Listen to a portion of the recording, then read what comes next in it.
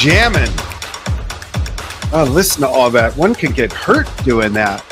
We'll talk about that a little bit with physical therapist, owner of Opus Physical Therapy in Los Angeles, Janice Ying, the host, I'm really the co-host of Drumming Injury Talk on Drum Talk TV, one of our original series. And today you can ask anything you want, folks, about the things that are listed in the post: carpal tunnel, tendonitis, arthritis, bursitis, earache. All the itises. Yeah, all the itis.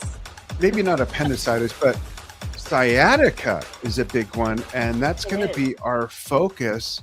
And let's get going. How are you, Janice? I'm doing pretty well. How about you? Good. I just can't believe it's freaking November. I know. Like, is that right? I mean, the year is basically over after Halloween is kind of how I see things. It's just Yeah, people's snowballs out of, Yeah. But no, things are good. It's been a very, very busy month over here, and I only have about a week's worth of appointments left to schedule for the year, and then I'm done. So wow. Yeah, it's a busy time. Everyone's trying to get in, which is good and bad because people need to get in. So, but here we are. I'm always happy to be here. Cool. Thank you. Thanks for taking time. We appreciate it. And folks, chime in the comments. Let us know if you have any kind of repetitive motion injury ailment, or if you've had one, or if you're not sure whether you're a drummer, saxophone player, bass player, guitar. If you use your hands and stuff repeatedly, over and over, then you could be prone to injuries. And for drummers, especially, sciatica from a certain posture. But Janice, I'm going to put your special screen on screen with us and go ahead. I love this thing. I love this thing. Yeah, take it away and show us, what is sciatica. I suffered for it for a very long time in my mid 30s, for longer than I want to say. And not from drumming though, but right. It was bad. Back pain is one of the most common ailments, or kind of like musculoskeletal ailments that, humans in general suffer. And it's, there's a lot of different reasons. And the term sciatica is kind of like, it's more of a description of someone's symptoms more than saying, okay, this is exactly what is causing the symptoms, if that makes sense. So there's a lot of different things that can cause sciatica. So what I have here is, let me just pull up the window. So I've kind of cleaned up a bunch of stuff just because there's a lot of nerves and muscles and stuff that make it kind of hard to see. Yeah. But so kind of just for reference, like Janice left did some surgery so we could see. Yeah, I did some surgery on this is Gus. Yeah, this is Gus. And then in the back, I don't know if you can see him right here. My little skeleton that's kind of blurry right now. That's Claude. So Claude makes an appearance, when I am going through stuff with my patients. So, so this is Gus that we have here on the screen, and then we have Claude kind of for emotional support in the back. There you go. It works. So anyways, oftentimes people talk about sciatica, and it's like one of those things that's really, really common, like I was saying. And so what that is sciatica just describes symptoms coming from the sciatic nerve. So usually that could be anywhere from like numbness, tingling, and or kind of like a deep achy pain. Like if someone's not quite familiar with like what a nerve pain feels like, if you've ever had like a toothache, is that kind of like gnawing, kind of deep pain that is not necessarily sharp or anything like that. Right. So if we're looking at this picture here, this is, so on the right is kind of with all the muscles intact, like just kind of how we would look, with our skeleton. And then on the left, I've kind of like peeled away some stuff. So this is like kind of a couple layers deeper. So if we were to take the glute away, for example, you would kind of see the mirror image of that. So the sciatic nerve is this big chunky, I guess now pink thing going down the course of the leg here. It is actually aside from our spinal cord, the largest kind of what we call peripheral nerve in our body. It's a large nerve, and it basically is comprised, if we flip around to the front, so you can see the sciatic nerve kind of poking out deep in through here. And Hmm. really what the sciatic nerve is a combination of a bunch of nerves that come from the spine that all kind of join together to make this big, fat, chunky nerve. Like a bundle. Yeah, I call it like a super highway. You know how you have all these like roads kind of converging into highways, and then Yeah. you have like a big, I mean, I'm in LA, so like think about like the 405 highway, like multi lanes Traffic. of space of traffic. Yeah, not really moving that fast, Right. um, but yeah. So anyway, so the sciatic nerve goes down the leg, and then at some point right above the knee, so this is, I'll spin it around, so this is like the knee, right? So right around this area, it actually splits into a few different nerves, and then it continues going down the course of the leg into the calf and then into the foot. Hmm. So basically, someone who has sciatic pain or sciatica can get pain along the entire, potentially the entire course or the entire length of the nerve, or it could be in certain areas, like usually in the buttock is a very like kind of common area, or in the hamstring here. Even something like plantar fasciitis, you know, like people have pain with like putting weight through their feet. Hmm. That could actually be nerve pain. And not necessarily tightness of the plantar fascia, which is like a really tight, if I can find it. So if we peel this away, hi, so the plantar fascia, I actually don't have it up. Let me see. Plantar fascia is this guy, this band of Mm. taut Yeah. tissue here. So a lot of times people will attribute plantar fasciitis to pain here, which it can be sometimes, but oftentimes it's actually pain coming from the nerves themselves, or one of the nerves that kind of shoots off from the sciatic nerve. So, um, For how, Can I yeah, ask a go ahead. question real Yeah, quick? of course. Yeah. And first of all, folks, if you haven't had it, you are blessed. It is the most debilitating pain I felt when it happened to me. And then I'll ask the question for Janice. When it happened to me, quite honestly, I wasn't playing. I hadn't been playing, and I sneezed and I bulged two discs that Yeah. put pressure on what I guess led to the sciatic nerve, Yeah. and I could not move for a week and a half, 2 weeks, and then walked with a cane most of the time for 3 months, Oh and then man. dealt with this pain. I had to brace myself in a certain position just to cough or sneeze, and Yeah. it was Yeah. just horrible for the longest time. My question is, for musicians who sit down, drummers, people at the piano, maybe cellists, etc., Yep. and Yep. an orchestra, even flute players, clarinet players, woodwind, horn players, and whatnot.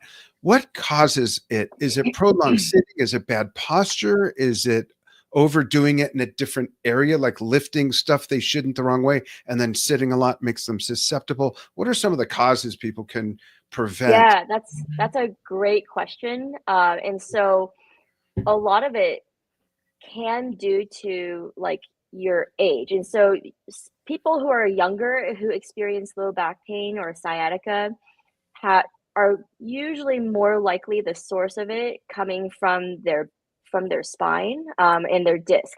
So if we go I was, I up think, here, 35 or 34 when it happened. yeah, yeah. So it's actually really common in like 30s, 40s.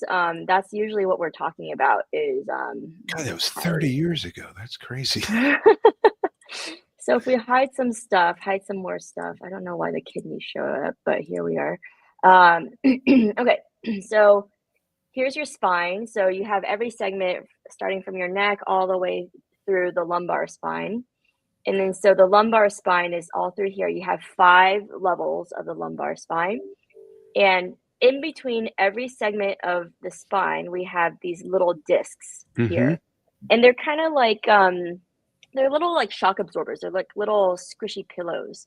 Yeah. Um, and so if we did something like this, let me see. Okay, so we're gonna. put these Wow. together. I love this So neat. thing. Me Okay, so too. we have two levels of the lumbar spine, right? And so we have the bone here on top, and then so this is L3, and then this is L4. So we have L1, L2, L3, L4, L5 before we get to the sacrum. So, but this is true for any segment of the spine. They just look slightly different. Hmm. So we have one segment here, then we have the disc, and then we have another segment here. So if we were to separate them out so you could see them a little bit more, if we look from the top view, right? So this hole right here, this is towards the back of your body, right? So this area, let me just drag this down.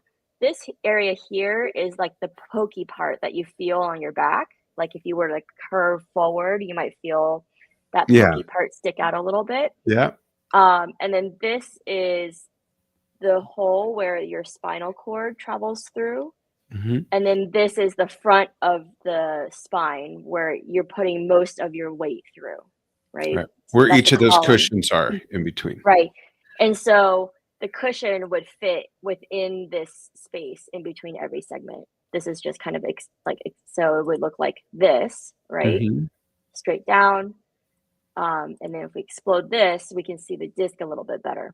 Yeah. So around the perimeter of the disc is really, it's a pretty supported band. It's a lot of like cartilage or like fibrocartilage, I guess, to help Okay. support that. The best way I like to describe it, and a lot of PTs will use this analogy too, so it's not just me, it's like a jelly donut. So you have like the wall of the donut, and Mm. then inside this middle part here is a little bit more gelatinous, and that's what helps with the shock absorption through our spine.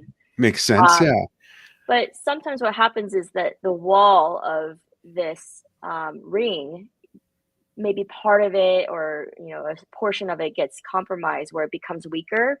And so things will move path of least resistance. And so then the jelly donut or the jelly part of the donut will kind of start pushing out against that weak area. And so then we have a little protrusion in that area, which will then get into the hole of where those nerves travel out of, if that makes sense. Yeah. Absolutely. Or potentially the jelly donut would kind of come out into this area and affect this hole here as the nerve travels out of the Where spine. there's the least amount of shock absorption. Yeah. I mean, so usually when people cough or sneeze and a disc is, herniated or, so usually it's when you're going into flexion. So when you're bending forward, you end up putting more pressure on the front end of the Mhm. disc, which will then push all the jelly backwards, right? And so if this area in the ring is not as strong or supportive, then the jelly donut is going to pooch out into this area. Got it. So I see how that So could have happened with yeah. you. Yeah. So Sneezing so now, hard that, thrusting forward, yeah. it does that motion you just said, and two discs just So bulged, got herniated. so a disc bulge or a disc herniation is going to happen typically in people who are younger, like 30s, 40s, maybe as early as 20s. Usually with people who are doing more flexion type of exercises. So that could be sitting or you're bending forward to lift something up. And then that could cause like the disc herniation. Now, people who are on the older end of the spectrum, so we're talking like 60, 70 and beyond, Mhm. it ends up being a different issue usually. Not always, but usually, where you end up getting something that's called stenosis. And so stenosis basically means that there's a narrowing of the holes. So you have Oh, one hole here where, like, if you were looking from the back, a nerve would kind of travel out of yeah. that hole here, and you would have one nerve ending on, or one nerve root on either side coming out.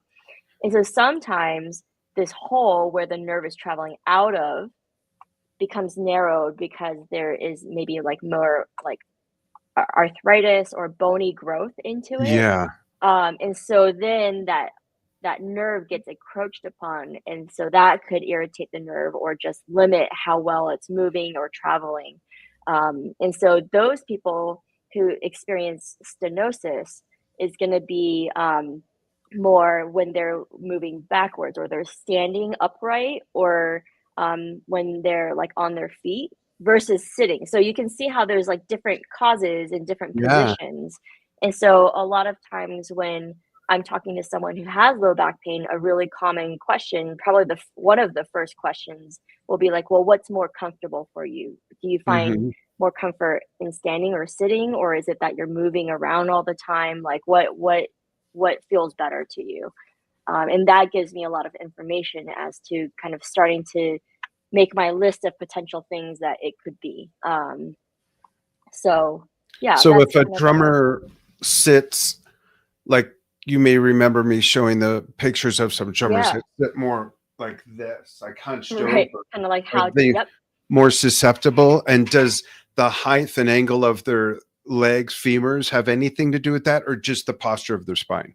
No, you're right on. Man, we've been hanging out too much. You're like asking all the right questions too. um, so one thing that I see a lot is that if people don't have good hip mobility, meaning that their hips can't get past like 90 degrees, Hmm. if their hips can't bend forward, so which is the position that our hips are in when we sit, then you're going to have to make up for that motion somewhere else. And so if your hips aren't able to get like parallel or perpendicular to your spine, then what's going to happen is usually your pelvis starts rolling backwards to Oh, try and give you more motion at the hip, relatively speaking, if that makes sense. yeah. So it's like compensating as a It's hinge in a way. compensating, and because the spine is directly linked to the pelvis, so let me hide this again. So the spine is linked to the pelvis. Hmm.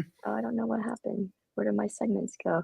Um, then that's going to cause more flexion at the spine, um, and then that could put more pressure on the disc. Interesting. Yeah, so that's something that I see a lot, and so Is there, I want to ask about that. You said it's something yeah. you see a lot. Do you see it mostly? Is it more instrument related to bad posture? Is it more age related to bad posture? Is it? No, I wouldn't say it's unique to age or anything like that. I think it's initially, like, especially people who are younger, it's definitely a more usually it's more of a postural thing. Mhm. Maybe as you get later in life, it could be like it could be age or kind of joint related things. Like people just tend to get a little stiffer as they get a little older, but that's not necessarily always true, right? Right. I know people who are very very limber, well into their 80s and beyond. So I think it all comes back to how well you're taking care of your body. So a big thing is that you know, if you are sitting all the time, what are you doing to make sure that your body is able to get out of that sitting position or kind of be limber in the opposite direction that you spend a lot of time in? Because your body will become pretty efficient within how it likes to live its life. So if you're sitting all the time, your body will basically tell itself, well, I only need to be functional in this range of motion. I don't need all the other range of motion because that's not what my brain is asking me to do. And Right. so then muscles get tight, joints can get a little stiffer, etc. So the phrase, I think I've said this here before, is like motion is lotion. You want to try and just make sure that you keep your joints like nice and limber, so that you can utilize them when you want to. So that leads me to this question. Is it true that supplements like chondroitin can help with that, contribute to the health of preventing that with the right posture and exercises? So what I do know about glucosamine chondroitin is that it does help with joint health. It doesn't necessarily help with joint stiffness or Okay. like kind of like the pure motion of it, but it can help people feel like they're well lubricated, if that makes sense. Yeah. But it doesn't necessarily improve how much flexibility or range of motion someone might And, and I got to tell our audience, because, a lot of them are musicians after all, and many of have. them are also drummers. When Janice says, keep lubricated. She doesn't mean at the bar. Okay, just so y'all know. I mean, I could. It could contribute, yeah. But seriously, dietary wise, are there things like I have a hyperparathyroid and I produce a ridiculous amount of calcium, and I know that can affect me in different ways. When Sure. you talked about the narrowing of that nerve hole, are there supplements that can help prevent that? I know there's a genetics side of it, like what I just mentioned, but is there a supplement side that helps prevent that kind of buildup? Or is it just unique to different people? It's unique to different people and kind of how they use their bodies too. Oh, Yeah, but I'm not aware of any supplement that can prevent that particular thing from happening. I haven't heard of anything. okay. But glucosamine has been very, very well researched, and there's really good evidence to support the use of that. Okay, cool. So how can someone, like with this knowledge now, how can someone measure whether or not they're on a path to be susceptible to sciatic injury? Was it measuring how they sit? Is it seeing if their femur can be perpendicular to the spine and parallel with the floor? Is it a mobility? How can people kind of have checks and balances to see, oh no, am I going to get this more easily than if I were to just do these two things? Yeah, I mean, there isn't like a recipe that is going to be like, okay, you have these things and you're guaranteed to have you be pain free, right? But a good test to do just to even see like how well your hips are moving is if you lie flat on usually like a yoga mat, or like the floor is better because a bed can like you can kind of sink into the bed, so you might not be able to feel things as well. Yeah. And you start off like maybe with your knees bent, so you're in like that hook lying position just to start off, and you make sure that your hips, or sorry, the flat of your back, or kind of the small of your back, is kind of like flat against the floor. And then you could easily just kind of like pick up your leg and see at what point do you feel your pelvis start to roll backwards. Oh, to And compensate. to That would be an compensate. indicator. Yeah. Right. And without kind of like forcing it, you're just trying to like feel like, okay, what is it? When does my pelvis start to move? Um, that is, and then does it get to at least 90 degrees, or even like normally I would expect it to be like 100, maybe 110 degrees before I start to feel that movement. So that would Interesting. be kind of like a really simple thing to do. The one thing that I didn't talk about yet, because we mostly have been talking about the spine, but if we look at the sciatic nerve, so nerves in general, they hate to be compressed, they hate to be tensioned, they hate to be pulled. And so, I just adjusted my legs as you said that. yeah, usually people adjust their postures as soon as they start talking to me. I don't really know why that is. So one thing too is that as it exits the spine, so the spine is absolutely like one area where the sciatic nerve can, kind of get stuck or kind of compressed. But even as you exit the spine, sometimes people will experience buttock pain in this area. Sometimes, not always, but sometimes like this muscle right here, the piriformis, can get really tight. And usually that's because either, you spend a lot of time like kind of crossing one leg over. And so that would cause this muscle to go on stretch. Or if you have like weakness in your glute muscles, sometimes this muscle kind of overcompensates for that.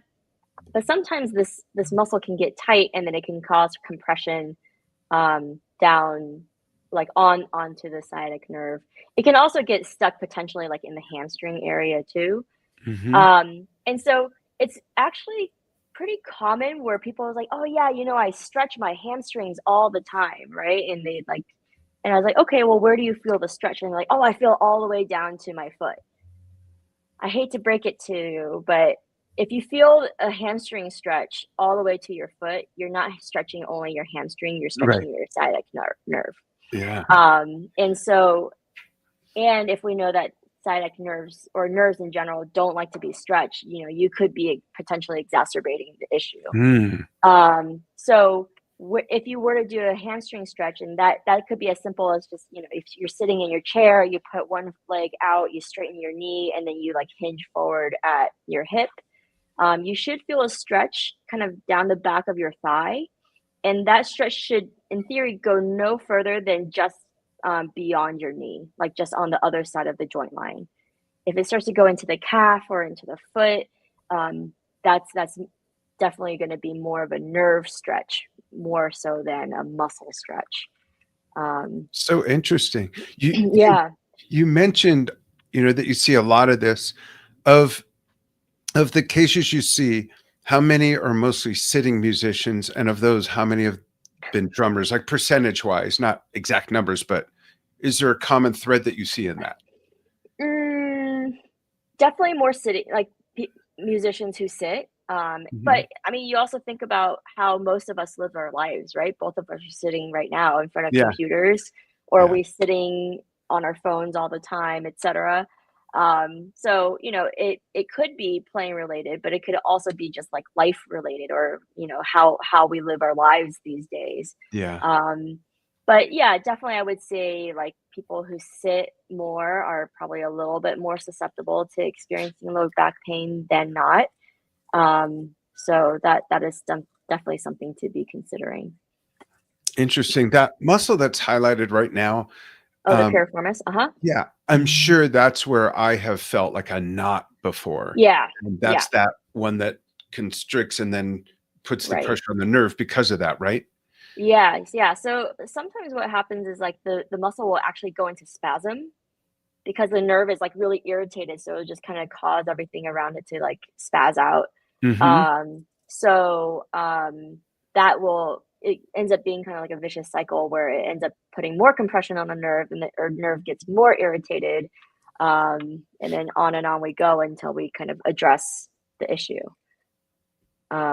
So yeah, that's definitely a very common area, but it could also not be the muscle. The muscle could also be a symptom. So a lot of times those nerves that come out from the spine, they can actually refer pain to these same areas too. Mm. So that's why, having someone kind of help you check it out if you're not able to kind of figure it out yourself, to have someone take a look at it so they can, try and do some tests or kind of look at different things to help you isolate where the problem's coming from.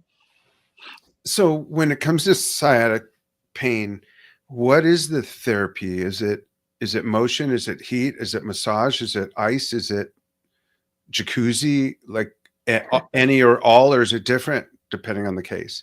It can be any or all, and it could be very different from case to case. So like we were talking about, how I would treat like a disc herniation would be different than how I would treat someone who has stenosis, right? Oh, Right. And yeah. so, at the crux of it, a big portion of what will kind of help people kind of get out of that vicious cycle or that painful cycle, and then also from a preventative perspective too, like once we get the pain to go away, how do we keep it gone, is core strengthening, and like making sure that all the core muscles are syncing up appropriately, that you don't have one area of your core working harder than the other. And I can't forget if I forget if we had like talked about the core before, but I don't think we have. Let's focus on that on the next yeah, episode. let me just clear this out really quick. Let me just Okay. And folks, if you have, I'm just surprised refresh. there's no questions. There's always questions. Come on, folks. You must have questions about this. Even if it's like, I've been there. Yeah. Comments, questions, always So welcome. we'll just unhide everything. All right. So the core, most people are like, okay, I'm gonna do core strengthening, right? And then they just do a bunch of like sit-ups. So sit-ups are gonna target these muscles, like your six-pack muscles. But really Mhm. the core is like when I think about the core, is this really like 360-degree level of support. And so what we're talking about here is our diaphragm, which our diaphragm's all the way. Hang on a second. Let me hide some more stuff.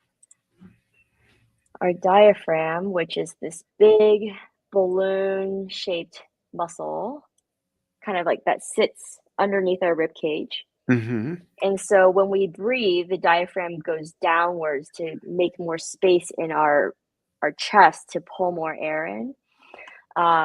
Then so that's the ceiling of our core. And then the floor of our core is our pelvic floor. So we have the top and the bottom. And Mm-hmm. actually when we breathe at rest, the diaphragm and the pelvic floor kind of move together. They move in sync of each Oh, other. makes sense. Yeah. And then around, we have our abs, not just in front, but our obliques here. If Mm-hmm. we hide these, you can see even we have 2 sets of obliques. And then even deeper, we have this muscle. This is called the transverse abdominis, which basically acts like a corset around our torso. Okay. So this is like the wall of Yeah. our core. So, and then we have our back muscles here. Our lats. Our lats are really a shoulder muscle, but it attaches into the lumbar spine. Then we have like deeper muscles in the back. So you can really see how everything's like literally a 360-degree support, and Yeah. everything needs to work just so, like equally so, in order to maintain pressure within our abdomen. That's the whole purpose of, or one of the main purposes of it, is to maintain kind of, we call it intra-abdominal pressure, because that pressure, as it all kind of cinches in together, Mm-hmm. helps stabilize the spine right here from the front, Got it. right? Very And so interesting. yeah, so that's really what we talk, or what I think about when we talk about the core. And so a lot of times people will have like really overactive hip muscles that also attach into the spine here too, but weak abs in the front, and then really overactive back muscles. Mm. And so then you end up getting this kind of like imbalance of muscle activation, which then can cause, abnormal movements and kind of everything kind of not being quite in sync with each other, which can ultimately lead to pain or overuse in those areas. Interesting. Well, folks, even if you're watching on the archive of this and you missed the live, go ahead and put comments or questions in to the post wherever you're seeing it: Facebook, Instagram, Vimeo, YouTube, X, whatever he's calling it now. And maybe Janice will be able to circle back and look at some of those and answer Yep. some questions. And you can join us. Last show of the year is going to be December. Oh, I don't think we have a date. Oh, we don't have a date. You want to do it the 20th? Sometime in December. Yeah, sometime in December. Janice and I will get together. We'll promote it. Yeah. But yeah, this is where you can ask questions about any repetitive motion type injury or postural injury, very popular amongst drummers. And that'll be another topic that we'll focus on as well. Sometime is how we set up sometime for show is not always the best way to set up for our bodies. We'll get into that. But Janice, thanks again for taking time, and folks, thanking you so much for following what we do on Drum Talk TV. All right. See you next All right. one. We'll see you all again soon. Thanks. Happy holidays. I can't believe I'm saying that. Happy holidays. I know. Happy holidays. Wow. See you soon, folks. Thanks.